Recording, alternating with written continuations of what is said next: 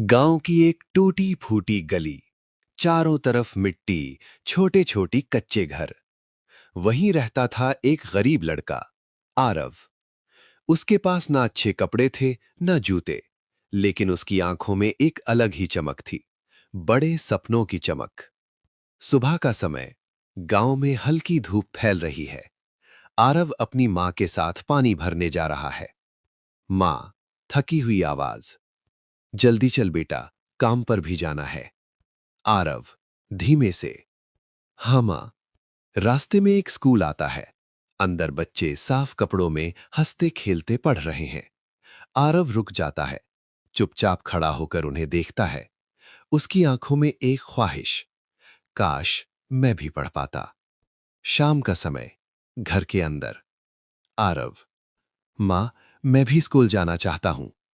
मां कुछ पल चुप रहती है। बेटा, हमारे पास पैसे नहीं हैं। आरव का चेहरा उतर जाता है। रात, एक छोटा सा दीपक जल रहा है। आरव कूड़े से मिली फटी किताब पढ़ रहा है।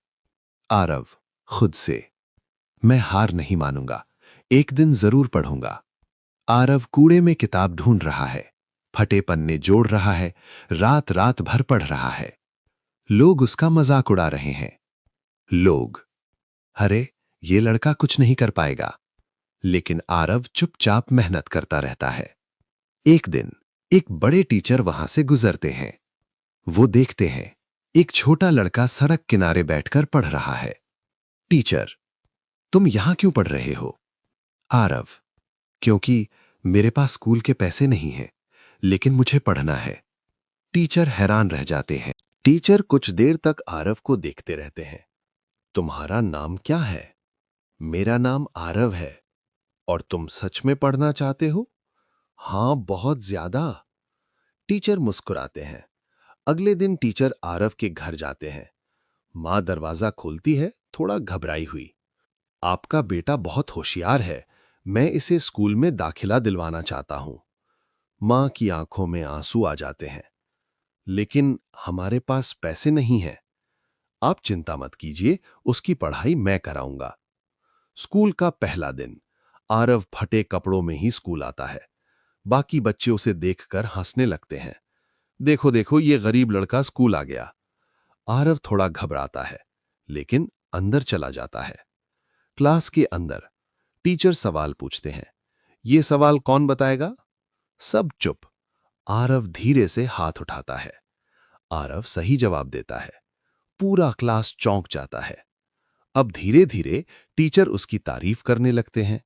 बच्चे उसे अलग नजर से देखने लगते हैं। कुछ बच्चे उससे दोस्ती भी करने लगते हैं, लेकिन कुछ बच्चे अभी भी उसका मजाक उड़ाते हैं। एक दिन आरव की मां बीमार पड़ जाती है। घर में कमाने वाला कोई नहीं। आरव को मजबूरी में काम करना पड़ता है। दिन में काम, रात में पढ़ाई। वो बहुत थक जाता है।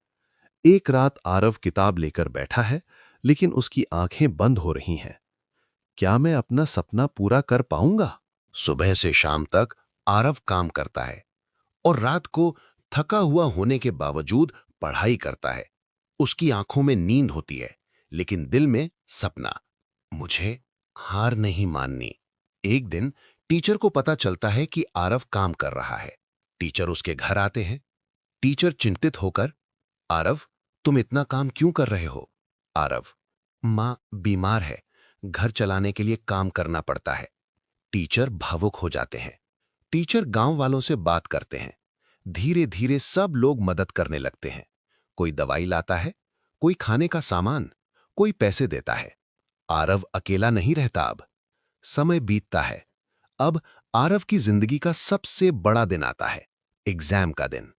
वो पूरे आत्मविश्वास के साथ पेपर देता है। कुछ दिनों बाद रिजल्ट आता है। पूरा गांव इकट्ठा होता है। टीचर मुस्कुराते हुए लिस्ट देखते हैं। पहला स्थान आरव। पूरा गांव चौंक जाता है। आरव की आंखों में आंसू आ जाते हैं। वो अपनी मां के पास दौड़ता है।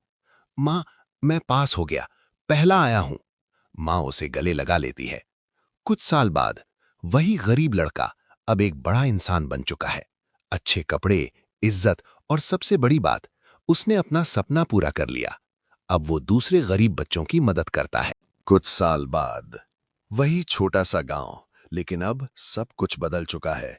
एक बड़ी सी बिल्डिंग बनी है, आरव फ्री स्कूल।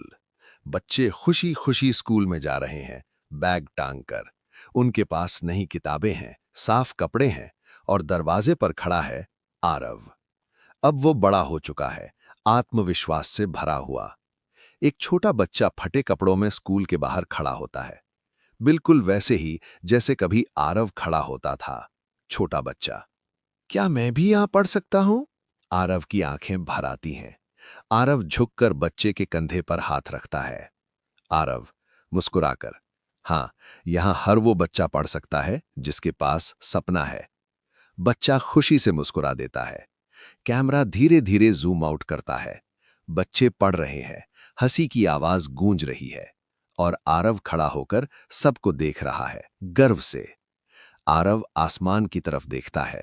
आरव धीरे से, धन्यवाद माँ, आपने मुझ पर भरोसा किया।